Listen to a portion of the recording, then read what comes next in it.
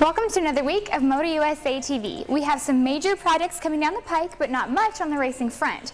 Here's what's happening in the world of Motorcycle USA. The weather is getting nice and the bike shows just keep rolling out. We can't get enough of the custom cruisers, murdered out choppers, and chrome show bikes. Cruiser editor Brian Harley is on the scene for the Arlen Ness Bike Show and Bike Week New Orleans, so be sure to keep an eye out for daily updates and complete recaps to bring you all the action. But enough with the V-twins. We've got big news on the sport bike front. Executive editor Steve Atlas has been working on our biggest shootout to date. Thanks, MJ. As you can see, we've got 8 of the biggest and baddest superbikes made.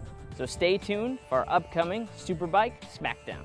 It is one for the record books, so you won't want to miss it.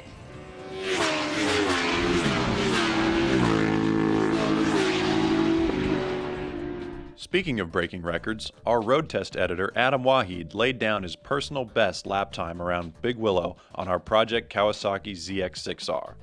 For the final phase of this supersport project, Waheed went bar banging with the WSMC Motorcycle Club to see if the ZX-6R was more than the sum of its parts. The guys out here, they know a thing or two about racing motorcycles.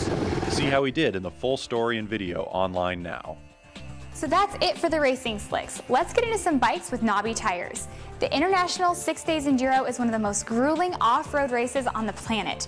Our correspondent, Chili White, has participated in several ISDE competitions, the most recent in Portugal's Figueira da Foz.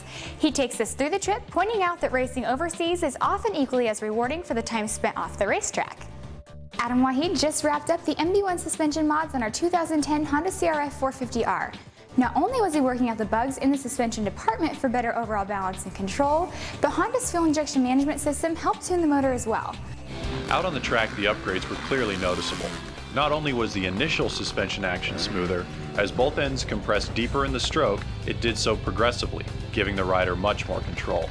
Overall chassis balance front to rear was also significantly improved, allowing us to charge harder through the rough sections of the track without worrying about the bike pitching in either direction.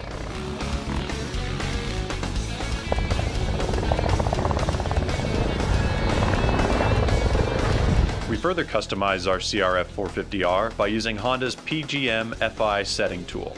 The $349 device allows you to alter the engine's fuel and ignition curves with a Windows-compatible computer. This makes it easy to tune power characteristics based on track conditions or rider preference. We tried a number of different maps and were impressed by just how much tunability the tool offers from just a couple strokes of the keyboard. The video and full report are available now. Our off-road editor camped out with BMW at the Yosemite National Park to ride the updated R1200 GS adventure bike. What's up, MJ? I'm up here at the Tenaya Lodge in Yosemite National Park, and it is beautiful here. Unfortunately, that wasn't the case yesterday when we were actually riding BMW's new 1200 GS. So a lot of bad conditions and kind of ran into some trouble. People were stuck out along the marked course, and we actually had to be shuttled back to the hotel. I guess I wouldn't want to be on any other kind of motorcycle if I got to do it on 2 wheels. That's saying something. Watch for the first ride report coming soon. Supercross is all wrapped up with Ryan Dungey taking the title last weekend in Seattle. The Rockstar Makita Suzuki rider has no pressure from here out, but the battle is heating up in the West Coast lights.